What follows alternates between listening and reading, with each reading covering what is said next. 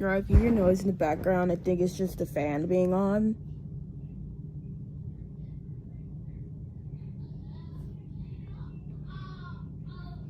It's just the fan being on if you can hear it.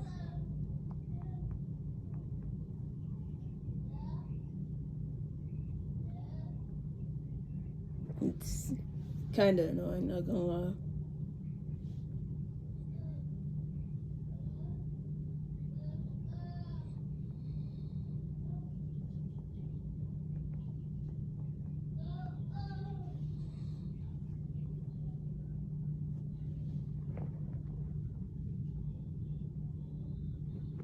No, it's one of the default backgrounds in this app. It's just one of the default backgrounds.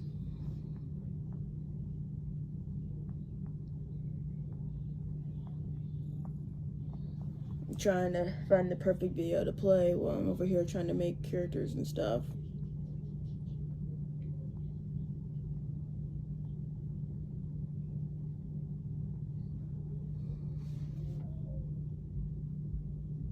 You're making characters on my iPad, lol.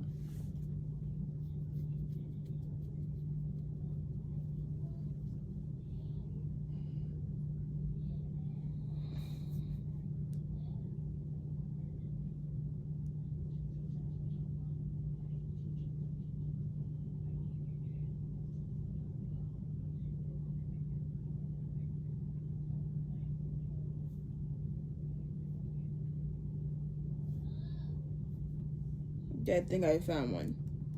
It's about history and crap, but that plays something in the background so that way it won't just seem boring a little bit. That he calls the actual fall of Rome. It's the 5th century AD, and the once mighty Rome has seen better days. Collapsing on its own immense size, the Roman Empire split into 2 separate empires in 395 CE. The Eastern Empire, later known as the Byzantine Empire, seemed to take the breakup well and thrived for another 1,000 years or so, while the Western Roman Empire, they were struggling to keep it together. See, Rome was like that beautiful neighborhood that was once a great place to live that went to complete after decades of corruption and bad leadership. Germanic tribes like the Visigoths and Vandals were constantly invading around the borders of the empire, and without the political stability to field a proper army to defend itself, late Roman emperors were forced to rely on local barbarian generals and their armies of mercenaries. These barbarian generals grew in power and influence, and eventually the emperor was nothing more than a puppet figure to these warlords. To make things worse, Rome was hit with a wave of massive inflation that devalued its currency and made everything so much more expensive for its citizens who were already struggling to get by. The sacking of Rome by the Vandals in 455 CE seemed like the final death blow to the once mighty empire. But out of the rubble emerged a man who saw the chaos as an opportunity to seize power for himself. This man was named Ricimer, and he was going to do it all with the help of his best friend, Majorian. But before we get into how this betrayal all goes down... No, it's the sponsor.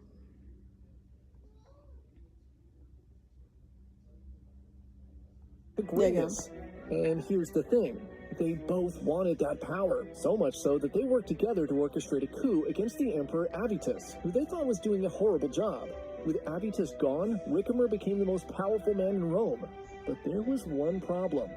Ricimer wasn't technically Roman. He was actually one of those barbarian generals mentioned before. And although Ricimer was the more decorated commander with better qualifications when compared to Majorian, not being Roman made him ineligible for the throne. So he decided he would instead get his best friend promoted to emperor and simply influence Majorian's decisions and rule over Rome from the shadows. Majorian becomes emperor in December of 457, and Ricimer could not have been more happy. That is, until Majorian started doing a little too well. See, Majorian actually turned out to be a phenomenal emperor, and he had his own ideas on how to make Rome great again. And his ideas, they were good. Majorian quickly took back large swaths of lost territory and dramatically reduced the corruption in the Senate.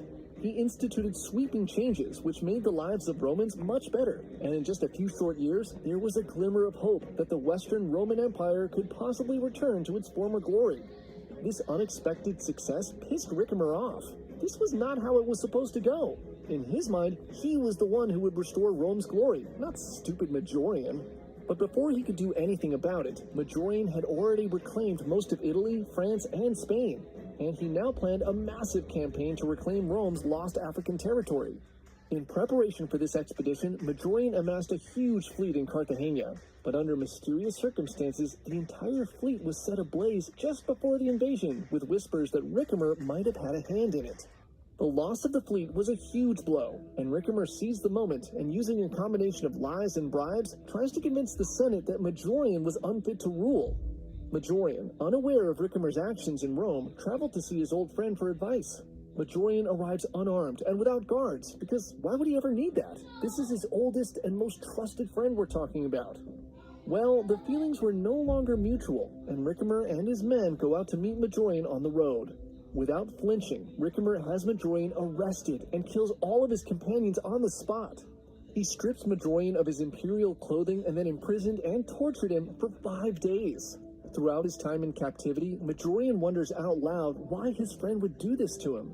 Eventually, Ricimer had Majorian beheaded and unknowingly sealed the fate of the country he loved, as the empire would soon fall apart without a true leader. Ricimer tries to institute new puppet emperors, but they all fail, and Rome finally falls in 476. Number 2, Qin Hui. For this story, we're headed to 12th century China for a legendary betrayal of one of the greatest generals in history. A boy named Yu Fei is born on a farm in southern China in the early 1100s. This is a time of great instability, as the Jurchens from the north are at war with the rulers of China, the Song dynasty. As a young child, Yu Fei's father passes away in a flood, and he's raised by his mother, who instills a fierce sense of patriotism to his country.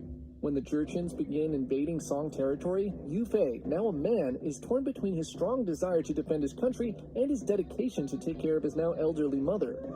His mother asks him to remove his shirt, and she tattoos on his back the words, "Serve the country with utmost loyalty." Probably took up less space in Chinese. Anyways, now with his mother's blessing, Yu Fei joins the military and shows incredible skill in martial arts, weapons, and military strategy. When the Jurchens conquer the Song capital city of Kaifeng, Yu Fei joins the front lines and begins fighting on the northern battlefront. In combat, Yu Fei proves to be unstoppable. Legends of his bravery begin to emerge, and one story says he led 500 men to defeat an army of 100,000 Jurchens. He rises quickly through the ranks and soon finds himself commanding an army of loyal men known as the Yu Army, and he goes on to rack up an undefeated record against the Jurchens. What makes Yu Fei special is that throughout all the fighting, he maintains his humanity and shows extreme kindness and compassion for his soldiers.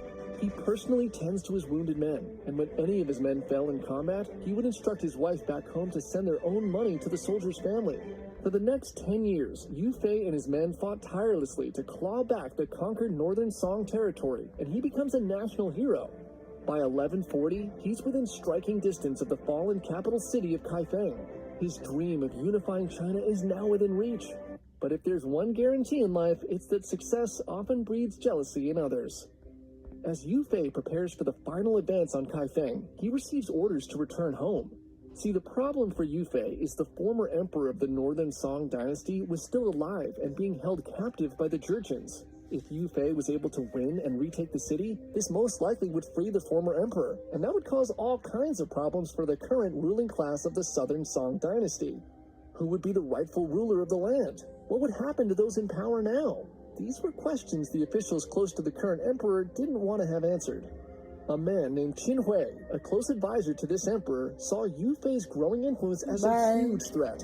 He convinces the emperor to make peace with the Jurchens, and just as Yu Fei is about to storm the city, the Song sue for peace and say they'll pay a tribute to the Jurchens. Yu Fei is furious upon hearing this news, but he begrudgingly follows his orders and returns south.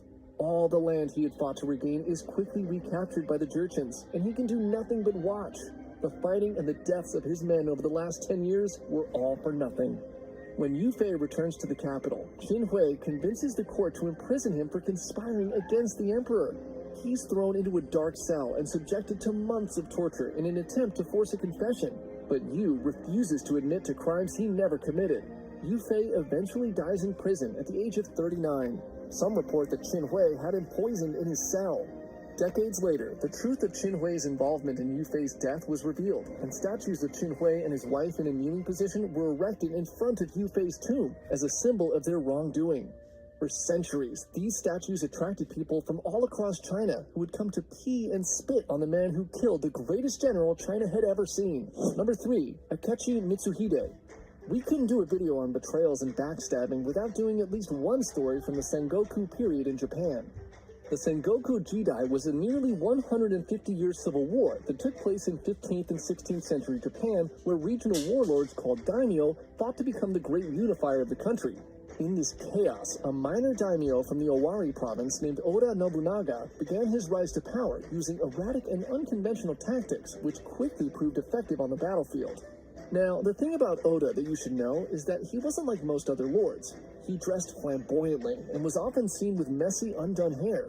His behavior was fairly crude compared to most daimyo. He would make fun of his men and was known to have an irrationally quick temper. For example, he once had a retainer killed on the spot when he showed up late to an important meeting. Keep all of this in mind because this is probably what gets him killed later. Anyways, this weirdness also seemed to help Oda in war, and after winning a string of decisive battles against more powerful daimyo, he began to attract powerful allies and retainers. Many began to believe he was destined to be the one to reunify Japan. Nobunaga had many trusted generals and retainers, but the two we'll be focusing on for this story are Hideyoshi Toyotomi and a man named Akechi Mitsuhide. Toyotomi was a young military genius, while Mitsuhide specialized in diplomatic relations and governance. Oda trusted and relied on Akechi to help him govern his lands and quell rebellions, and while he was very loyal in return, he was sort of the odd one of the bunch. For starters, he was much older than many of the other retainers. He was even older than Oda himself. This, combined with the fact he was more educated than Oda, all made it hard for him to handle the disrespect that Nobunaga was known for. For example, in one story, Oda grabbed Akechi around the neck and said, "I'm going to make your head into a drum," and then proceeded to bop Akechi's head with a fan while singing a song making everyone in the room burst into laughter. But perhaps the biggest insult was the time Oda got Akechi's mother killed. In 1579, Akechi was ordered to capture Yakami Castle after the Lord Hatano Hideharu rebelled against Oda. As part of a peace agreement he negotiated, Akechi gave his mother to Hatano's men as a hostage in exchange for Hatano turning himself in with dignity. Hatano accepted the deal, and the exchange was made. Akechi's mother would stay with Hatano's men as insurance, and Hatano would travel with Akechi to see Oda to apologize. When Hatano arrived... Okay, I'm gonna have to mute because I'm gonna be busy for a little bit, so I'll be back.